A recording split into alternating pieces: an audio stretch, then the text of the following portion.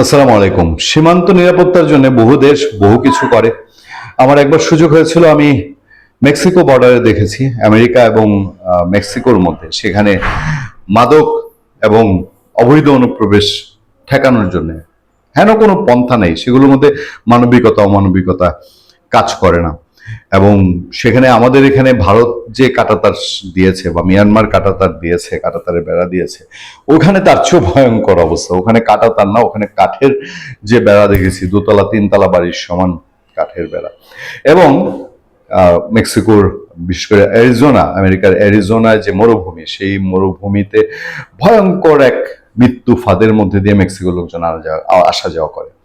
বাংলাদেশ থেকে ভারতে আসলে ওই উদ্দেশ্যে যে একেবারে পুরো মাইগ্রেট করা, স্থায়ীভাবে চলে যাব, এরকম স্রোত নাই বললেই চলে। এটা সনাতন ধর্মাবলম্বীদের মধ্যে একটা আছে, এটা তারা তাদের মতো করে সিকিউর ভাবেই করতে পারে।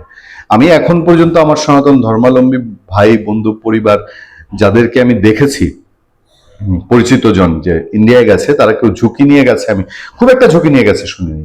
একটু চোরাই পথ অবলম্বন করে ওটা কম্পারেটিভলি নিরাপদ। চোরা কারবারি, মাদক ব্যবসায়ী, গরু চোর, এদের জন্য বাংলাদেশের সীমান্ত একটা সাংঘাতিক ব্যাপার। এটা ভারতীয় বাংলাদেশের দুপক্ষের জন্য। এই থ্রেট তো শুধু ভারতের জন্য না, কিন্তু ভারত এবার যে কৌশলটা নিচ্ছে, এই কৌশলটা বাংলাদেশের ক্ষেত্রে, কারণ মেক্সিকো যেই টাইপের একেবারে মানে আন্ডারওয়ার্ল্ডের দেশ, বা মেক্সিকো যেই টাইপের অপরাধীদের দেশ, বাংলাদেশ তো সেই টাইপের অপরাধীদের দেশ না। বাংলাদেশে একটাই ভারত মেন করতে পারে যে এখানে কিছু জঙ্গি তৎপরতার আশঙ্কা আছে তার। তো সেইটা তো সে কোনোভাবেই ওই কাটা তার বেড়া বুড়া হ্যান ত্যান ইভেন রাইফেল দিয়েও ঠেকাতে পারছে না। এটা সারা ওয়ার্ল্ডেই ঠেকানো যায় না। জঙ্গি তৎপরতা যারা করে তারা তাদের কৌশল, ভিন্ন কৌশল অবলম্বন করে, সেটা প্রতিরোধ করতে হয় ভিন্ন কৌশলে। বাংলাদেশে সেই অর্থে যেহেতু এই মাদক কারবারি টারবারি ছাড়া ঝুঁকি নেই, ভারত এখন যে কৌশলটা নিচ্ছে এটা একটা অবাক করা কৌশল।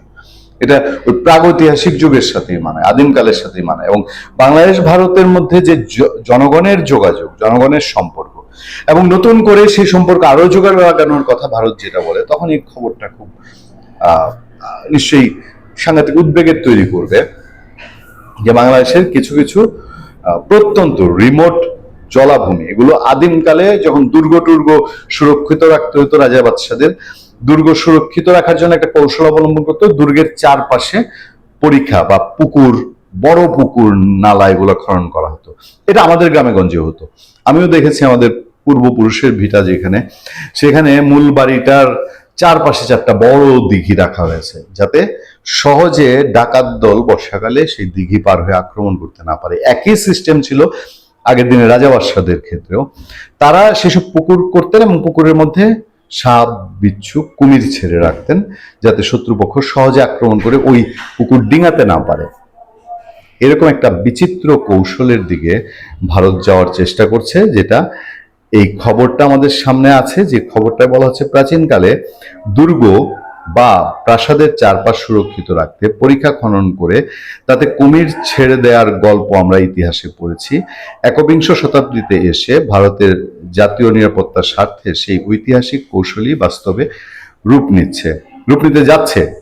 ভারত বাংলাদেশ সীমান্তে দুর্গম নদীপথ ও জলাভূমি রক্ষায় এবার কুমির এবং সাপের মতো সরীসৃপ মোতায়েন করার কথা ভাবছে ভারতীয় সীমান্তরক্ষী বাহিনী, বিএসএফ।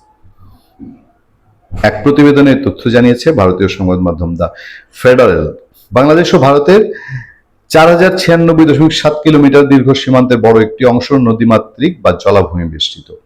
ভারতের কেন্দ্রীয় স্বরাষ্ট্রমন্ত্রী অমিত শাহের পক্ষ থেকে আসা এক নির্দেশনার ভিত্তিতে বিএসএফ এই অদ্ভুত কিন্তু কৌশলগত পরিকল্পনার সম্ভাবনা যাচাই শুরু করেছে।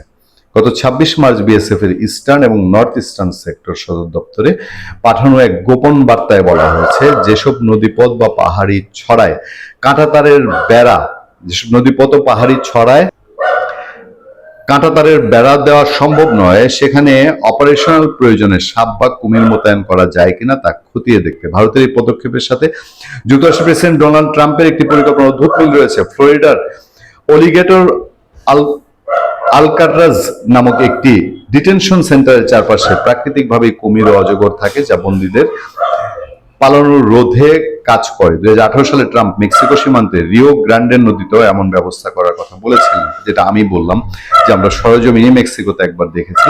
যদিও পরে তিনি তা কৌতূহল হিসাবে উড়িয়ে দিয়েছিলেন। ভারত অবশ্য সেটিকে গুরুত্বের সাথেই বিবেচনা করছে। কেন এই ব্যবস্থা? বিএসএফ বর্তমানে জনবল সংকট ও কাঠামোগত সীমাবদ্ধতার মধ্য দিয়ে যাচ্ছে। এই একটা ব্যাপার আছে। সীমান্ত সুরক্ষায় আধুনিকায়ন ও বাস্তবতা।